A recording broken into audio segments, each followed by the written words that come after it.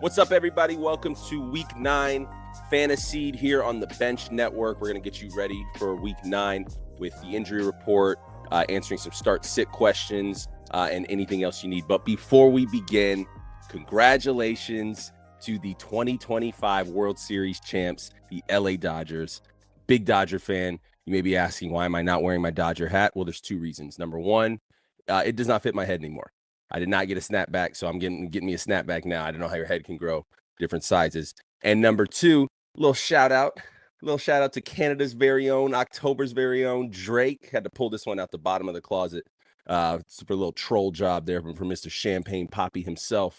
Go Dodgers, man. What a great game. Honestly, maybe the best baseball game I've ever watched. It was going back and forth. There were so many moments where it was like, dude, we lost. Like, as early as the fifth inning, it just felt like it's over. Dodgers lost. Let's look forward to next year. But we pulled it out, man. And I'll go out and say Dodgers did not deserve to win that game, but we did it. And what a great series. What a great season. And back-to-back. It's awesome. All right, let's get right into this. First game of the morning, Falcons at Patriots. Listen, anybody that had any stock in the Falcons suffered last week with no Michael Penix, no Drake London. And then against the worst run defense in the league, Bijan Robinson had a stinker. Tyler Algier was able to fall in the end zone. But I was talking to somebody yesterday who said they lost a lot of money on that game because it was such a sure thing betting on the Bijan Robinson, Tyler Algier props going against that defense. But everybody's back. Should be a good one for the Falcons here in the fantasy realm. And then big news for the Patriots. Ramondre Stevenson is out with the toe injury. So can we finally see some Travion Henderson? Like, please. I don't even know. Antonio Gibson's out for the season, if I remember correctly. Ramondre Stevenson is out. I don't want to see some random getting carries that match the amount of carries that Travion Henderson is getting. You drafted him to play him. Please, Patriots, please. This should be the week for Travion Henderson. And then we should just see it carry through the rest of the season. So again, Ramondre Stevenson is out with the toe injury. Travion Henderson will get the start and should get the bulk of the carries. All right, moving on to the Chargers. This is the Kimani Vidal show now, at least until Marion Hampton gets back. So just remember, no Hassan Haskins. This is Kimani Vidal. This is his backfield until Marion Hampton gets back. And that is it as far as the Chargers. Going down to the Titans. Look, you just shouldn't even be playing anybody. If you got a Titan, Calvin Ridley's out again with the hamstring. I think we're done with Calvin Ridley. Take a look though at some of those other younger receivers, Chimere DK, Alec Io-Manor. Now that Calvin Ridley's out, hopefully Cam Ward's getting a little more comfortable every week. Keep an eye out for those guys because they might prove to be some good fantasy assets here as we get towards the end of the season. It's crazy to think we are just past the halfway point of the NFL season here in Week 9. Of the fantasy season. We're at the halfway point of the NFL season, but we're just past the halfway point as far as the fantasy season goes if you're playing your championships in Week 17. But again, Calvin Ridley's out. Tony Pollard was a full participant in practice. So if you've got to make a decision between Tony Pollard and Tyjae Spears, I am probably going Tyjae Spears. Let me just pull up some quick numbers from last week. Tyjae Spears got a decent amount of carries. I just want to see the exact amount of carries and snap percentage. So 52% of the snaps, he had 9 carries for 59 yards and a touchdown, 3 targets. So Tyjae Spears is just getting more and more work every week. He had 17.2 fantasy points last week. That was a great day to start Tyjae Spears. So they're going to be moving on past Tony Pollard. I would not be surprised if he's traded this week. Who is out there in need of Tony Pollard's services? I don't know. Maybe it's the backup option for the Chiefs if they're not able to get Breece Hall.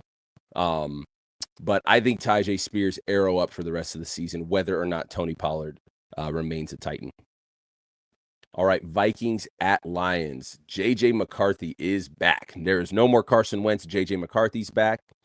So we'll get a better look at this rookie quarterback and his ability and see what he can do with Justin Jefferson. It has not been great so far. We did not draft Justin Jefferson where we drafted him for what he's been doing this season. Hopefully it picks up. But just hopefully we can get some consistency there, because it's just, it's just hard to build when you've got, a rookie quarterback. He gets hurt. Carson Wentz comes in. He's always hurt. He's playing hurt. And now he's out for the season, it appears. So J.J. McCarthy is back. I really think that was a soft benching. I think he probably could have came back after missing 1 week. But hopefully, it happened to Bryce Young last year. Bryce Young got benched, came back, finished the season awesome. Hopefully J.J. McCarthy can do a little bit of that. And then that'll do it for the Vikings. Aaron Jones did come back last week, so remember that if you drafted Aaron Jones this year. And then on the Lions side, again, clean game here. So this is going to be an exciting game. Interdivisional matchup. Vikings desperately need a win. I think this is going to be a very, very good game. I'm excited for this one. All right, Bears at Bengals. Kamanungai. It's the Kamanungai day. DeAndre Swift is out. He's got a groin injury. I've got a little bet going with a buddy of mine. Beginning of the season, said DeAndre Swift was going to finish I don't know if he said top 10, but he just was going on about DeAndre Swift and his fantasy value. And I said, I don't think he's finishing past running back 16. I think he's running back 17 or below is where he's going to finish. Quick look right now. DeAndre Swift is running back 11, and they've already had their bye. So that's based on the total points. He is running back 11. Gonna miss this one. I don't know. He's had some good weeks. It's so hard to trust in DeAndre Swift. I know this isn't a conversation about whether or not we're starting him. It's Kyle Manungai today. But I just wanted to bring that up. I'm interested to kind of see what you guys think about DeAndre Swift as far as his fantasy value this year. Because it just kind of seems like maybe the Bears want to move on from him, but he's played well. He's played well this season. I don't know. It's just an interesting thing. But Kyle Manungai will be the starting running back here for the Bears. There's no DeAndre Swift. There's still no Roschon Johnson. It will be the Kyle Manungai show today. And Luther Burden also is out with a concussion. So Luther Burden's a stash guy, though. We all think that whether or not DJ Moore gets traded, that Luther Burden's going to get more and more playing time and more participation in the offense as each week goes by. And then on the Bengals side, there was a little bit of a worry about Joe Flacco. He has not officially been ruled in or out. Let's see. He is set to start. So Joe Flacco will be the guy against the Bears this week. Start your Bengals, which is crazy to say with Joe Flacco. That he came in and saved saved the outlook of this team, and then the fantasy value of everybody on this team. So start your Bengals, because Joe Flacco will be the quarterback, and that I just cannot believe I'm saying that sentence. Colts at Steelers, best team in the NFL. The Colts, literally best team in the NFL, and they are healthy, and that's one of the big reasons why they've been so good. They've maintained their health. There is nobody of note that's out. Josh Downs came back last week. He's still full participant in practice. So you're starting Jonathan Taylor. You're starting Daniel Jones. I think Pittman's a good start. So yeah, Colts are healthy. We got a question here.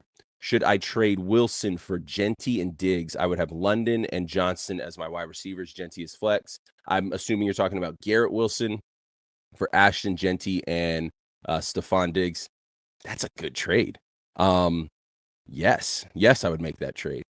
London and Johnson. Quentin Johnson, though, you can't really rely on, but I can't sit here and say you can rely on Garrett Wilson, and not to any fault of Garrett Wilson's talent, but it's just, he's gotten as far as he's gotten now by being peppered with targets, and will that continue? Probably, but you're flirting with games where, yeah, maybe he had 7 receptions and 32 yards, which, yeah, he got you there in double digits, but I don't know. And I love Garrett Wilson, but just this team, they're just ready to implode. There might be a point too in this season where he just sits. Like they could get to week 13 and Garrett Wilson is just sitting. And then on the flip side, though, you've got Ashton Genty, who arrow up, even though they're in a terrible offense. We've seen the talent.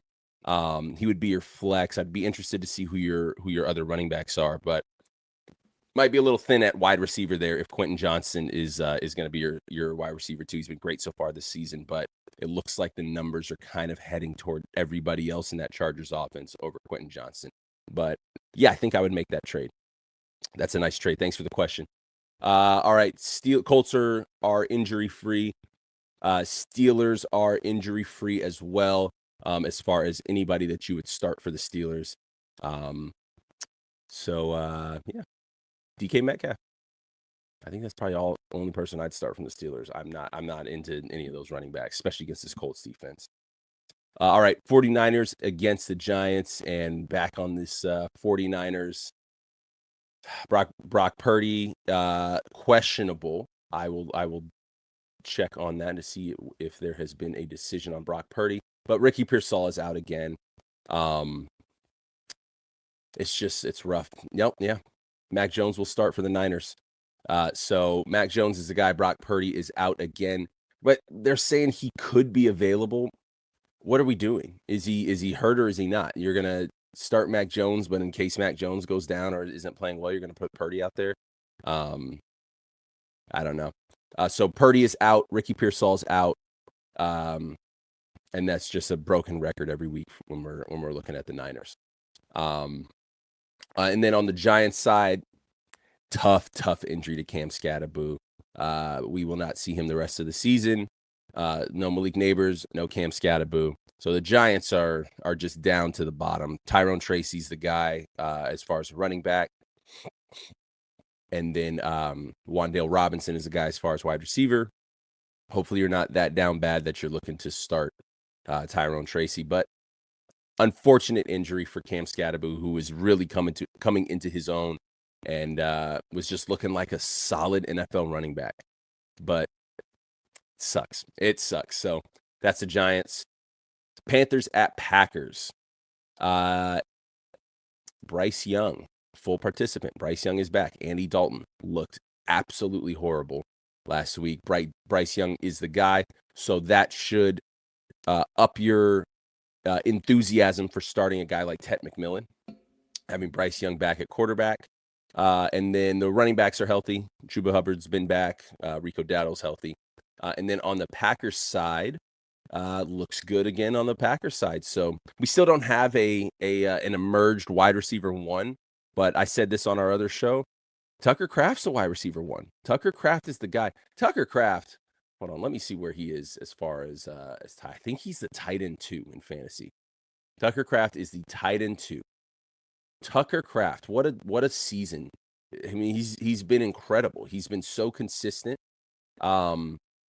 He's the wide receiver 1. It was on this show last week that I talked about, and he put up 33.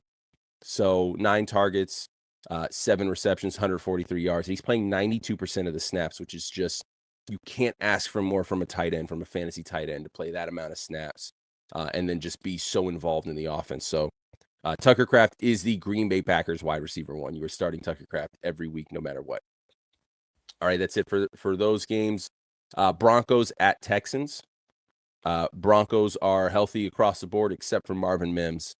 And I know this is just, nobody else has this problem, but Marvin Mims, you screwed me. You screwed me last week. It was my bye-mageddon.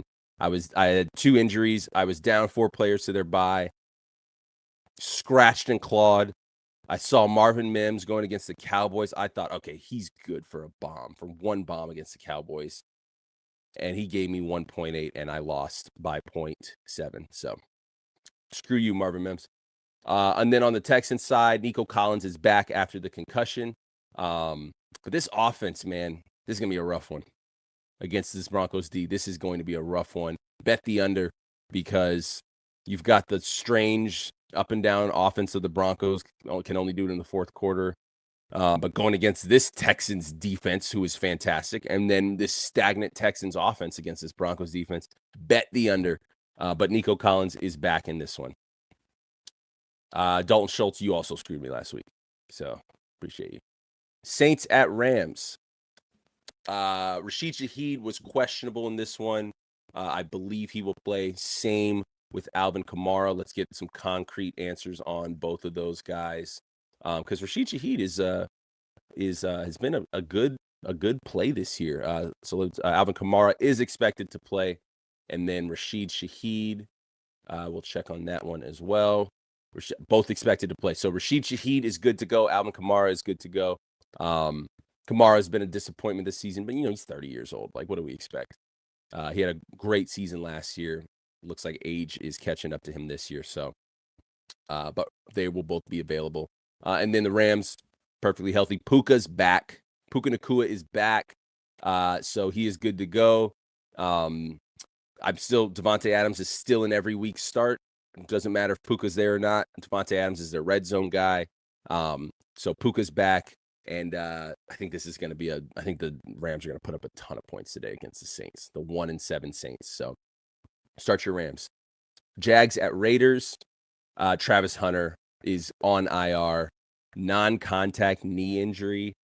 And that's just rough. There's even talk about him possibly being out for the season. So just as he was starting to do what we were all expecting, Travis Hunter's out and on IR. Brian Thomas was a limited participant in practice, and then all of a sudden there's trade rumors. What's going on? Like what's going on in Jacksonville? Liam Cohen came out and said, we're not entertaining trade, or whatever he said. I don't remember, basically saying that they're not looking to trade him. But whatever. That's just weird. I don't understand that. You get a star wide receiver, you draft another one who has one good game, and then you're taking trade calls on whatever. Anyways, Travis Hunter's out. So maybe we see a little bit more volume go to Brian Thomas Jr.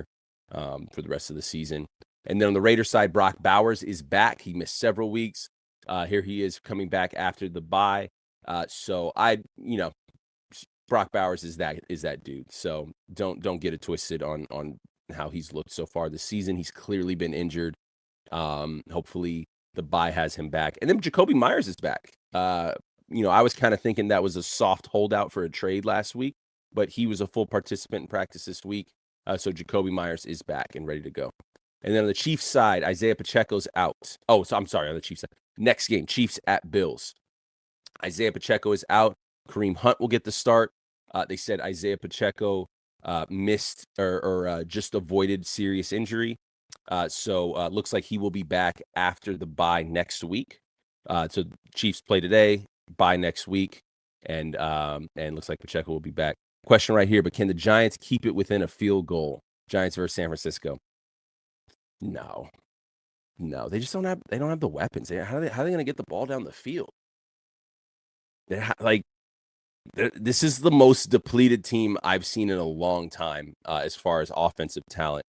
No, they're not going to keep it within a field goal against the 49ers. 49ers have done it with or without Brock Purdy.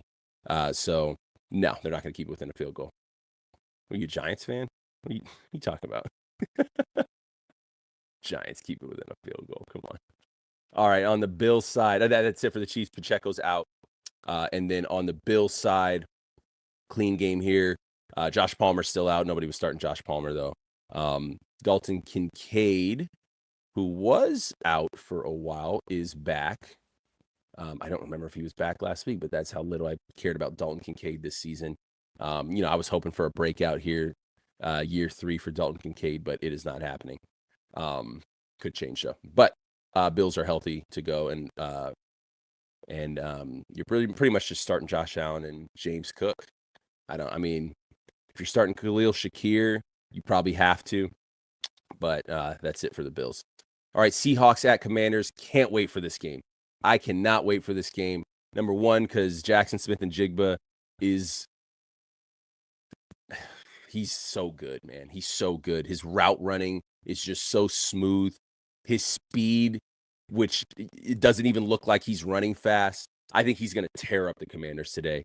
I am betting the over on Jackson Smith-Njigba today. I think he's absolutely going to tear up the Commanders because Cooper Kupp is dealing with a heel and a hamstring. If that is not the it is over injury report, I don't know what is. Heel, 32 years old, you got a heel and a hamstring. He is not expected to play. So arrow up for JSN. Looks like there's going to be no Cooper Kupp. And that will be it on the Seahawks side. Running backs are healthy. Sam Darnold is the guy.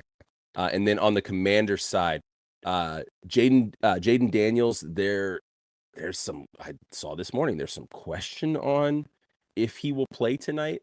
Let's get it, see if there's any quick update on his status.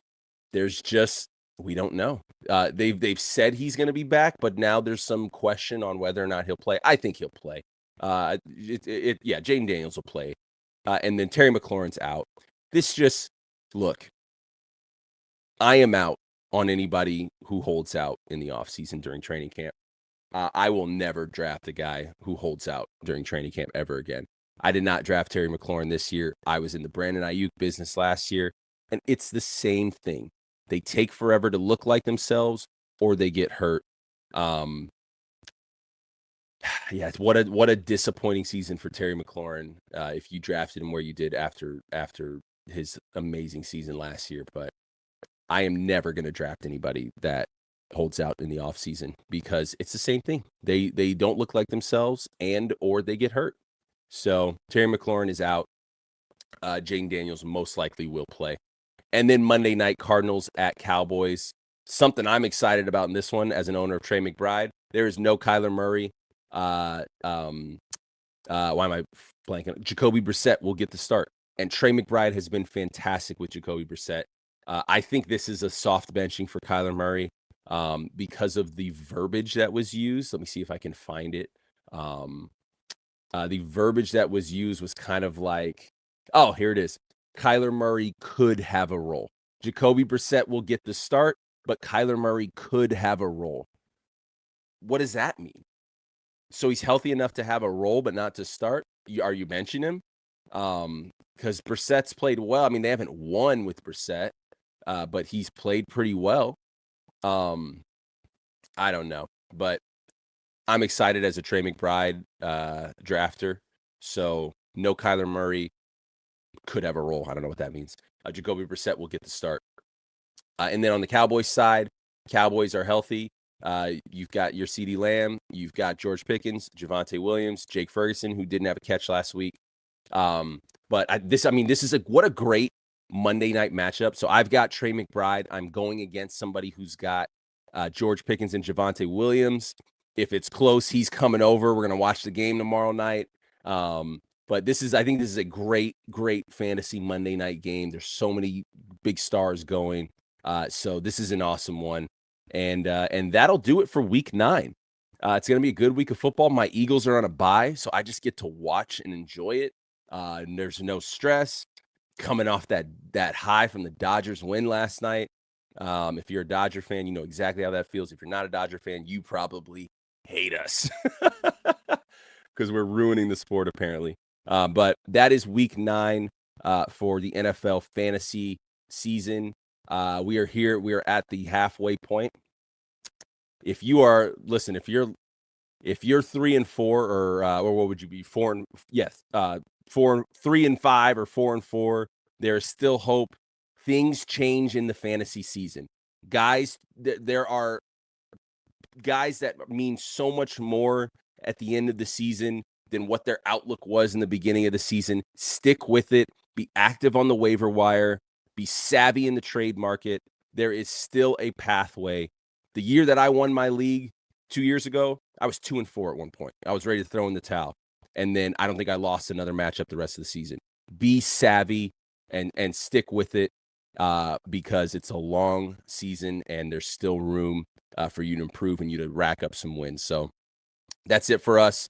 Join us on our benched week 9 recap. That's going to be our next show. And then again, we will be back with waiver wire pickups, studs and duds, and then back again next Sunday here live to help you out with your injuries, start sit questions, and anything like that. We'll see you guys. Thanks for joining us. Peace.